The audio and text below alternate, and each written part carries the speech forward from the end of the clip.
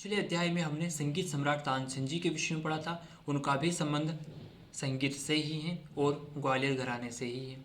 आज हम चर्चा करेंगे प्रसिद्ध संगीतज्ञ जिनके विषय में कहा जाता है कि इन्होंने अपने गायन शैली से ग्वालियर संगीत घराना, जो कि ख्याल गायकी के लिए जाना जाता है, उसको और अधिक समृद्धशाली बनाने में अपनी महत्वपूर्ण भूमिका निभाई है।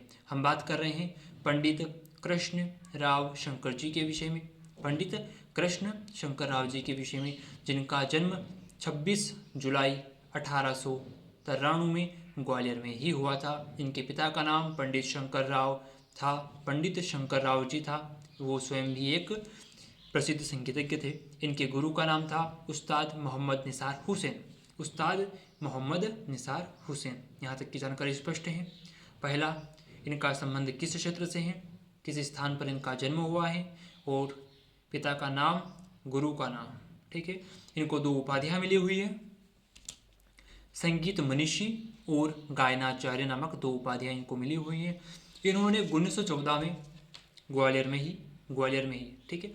ग्वालियर कहाँ है, नक्शे में देखकर आप बताइए, मैप में देखकर आप बताइए।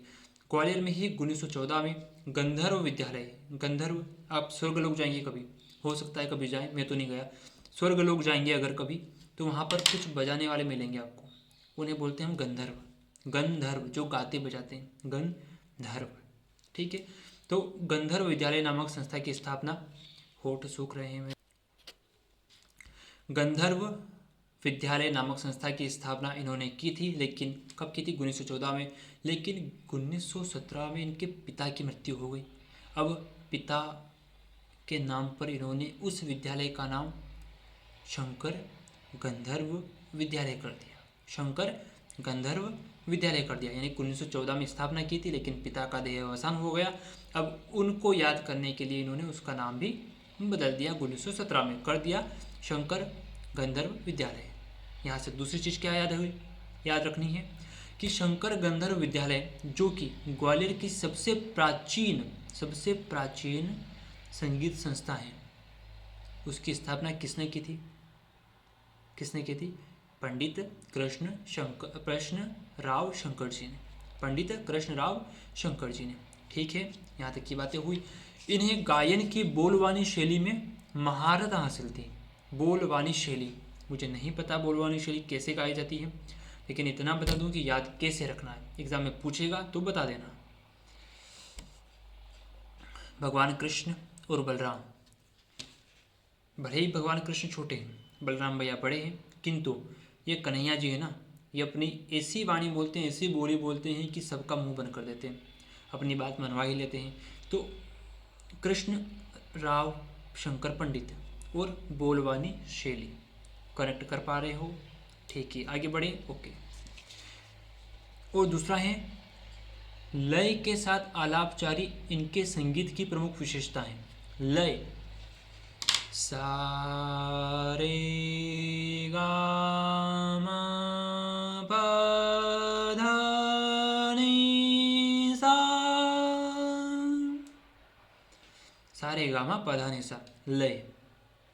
एक लाइन में बोला हमने। तो लय के साथ आलापचारी इनके गायन की प्रमुख विशेषताओं में से एक है। अब इन्होंने जो संगीत के क्षेत्र में प्रमुख ग्रंथ लिखे हैं, साहित्य लिखे हैं, उनके विषय में चर्चा कर लेते हैं। पहला तो है संगीत सरे ग में सा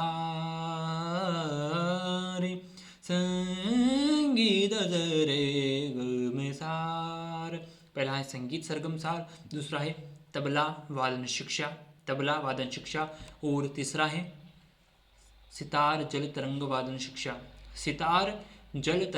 शिक्षा, और चौथा कौन सा है? प्रवेश संगीत आलाप संचारी, हमने पहले ही बताया है कि लय के साथ आलापचारी इनके गायन की प्रमुख विशेषता है। तो इन्होंने ग्रंथ भी लिख दिया, आलाप और संचारी। ओके, चारों चीज़ें यहाँ से कंप्लीट होती हैं। अब इन्हें कुछ सम्मान दिए गए हैं, उनके विषय में चर्चा कर लेते हैं।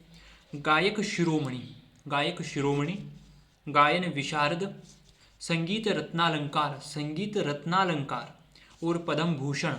कब मिला था? 1973 में इनको पद्म भूषण भी दिया गया। 4 उपाधियां हैं, लेकिन सबसे ज़्यादा इम्पोर्टेंट कौन सा है?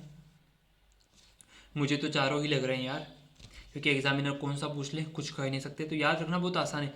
संगीत गायक शिरोमणि, गायक शिरोमणि, गायक विशारद, संगीत रत्नालंकार और पद्म भूषण 1973 में मिला था इनको। पद्म भूषण, विभूषण नहीं, पद्म भूषण ही है। अब कुछ एडिशनल इन्फॉर्मेशन की अगर बात करें तो यह जो पंडित जी थे ना, ये एक पगड़ी पहनते थे, पगड़ी। आप देखेंगे इनके फोटो को, हम हो सकता है हम आपको आगे बता दें। जो पगड़ी पहनते थे, उस पगड़ी की विशेषता यह थी कि वो पेशवाई पगड़ी होती थी। और पेशवाई पगड़ी यानी कि ब्राह्मणी पेशवाई पगड़ी। पेशवाई पगड़ी क्यों? क्योंकि पेशवाओं की परंपरा ब्राह्मण परिवार से ही जुड़ी हुई है। ब्राह्मण कौन थे? बालाजी विश्वनाथ जी, बाजीराव के पिताजी। पेशवा बालाजी विश्वनाथ जो शाहूजी महाराज के पेशवा थे, वो जो पगड़ी पहनते थे, उसी पगड़ी के आधार पर धीरे धीरे ये पेशवाई पगड़ी का चलन प्रारंभ हो गया। समझ गए हो आप कहाँ से बात कर रहा हूँ मैं? ऑथेंटिक चीज़ें हैं, जो भी मिलेगा पूरा सटीक मिलेगा, गलती की कोई गुंजाइश नहीं है। इसके लिए मैं साथ साथ में पूरा नोट्स तैयार करके रखता हूँ। भले ही मैं देखा देख नहीं बोलता, जो कि आप कहते थे कि मैं देख कर बोल रहा हूँ।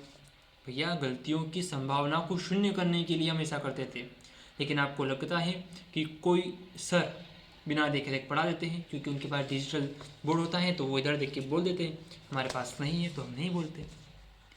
ठीक है, कोई नहीं, हमारा तो उद्देश्य है आपको उचित शिक्षा प्रदान करना। ठीक है, हम अब रिवीजन कर लेते हैं। आइए शुरू करते हैं। हो सकता है तो अपनी आंखें बंद कर लीजिए, जो मैं बोलूँ उसे ध्यानपूर्वक सुनिए। पंडित कृष्ण राव शंकर जी का संबंध किस क्षेत्र से है? संगीतज्ञ हैं। दूसरा, पंडित जी का पूरा नाम नहीं बोलूँगा बार बार। पंडित जी का किस स्थान से संबंध है मध्य प्रदेश में? ग्वालियर। ठीक है, इन्हें कौन कौन सी उपाधियाँ दी गई? 2 उपाधियाँ दी गई हैं, नाम कमेंट बॉक्स में लिखिए। इनके पिताजी का नाम, इनके गुरु का नाम, इनका जन्म कब हुआ था। ठीक है, इन्हें किस संगीत के क्षेत्र में याद किया जाता है? किस घराने से इनका संबंध है? संगीत सरगम सार किसकी रचना है? संगीत सरगम सार किसकी रचना है? संगीत जल तरंग वादन शिक्षा किसकी रचना है? तबला वादन शिक्षा किसकी रचना है?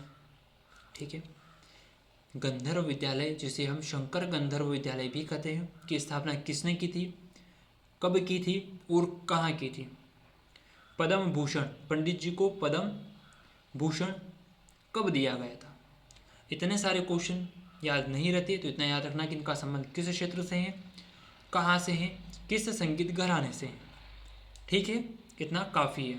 और इनकी कुछ रचनाएं याद रख लेना, और जो हमने बताया है कि गंधर्व विद्यालय, शंकर गंधर्व विद्यालय, उसको याद रख लेना, काफ़ी होता है यहाँ तक। अगले वीडियो में हम पढ़ेंगे शंकर राव पंडित जी के विषय में, जो कि स्वयं कृष्णराव शंकर पंडित जी के पिता हैं। उनके विषय में हम जानने का प्रयास करेंगे। इसी के साथ मुझे दीजिए इजाज़त। पढ़ते रहिए, बढ़ते रहिए। नमस्कार, धन्यवाद।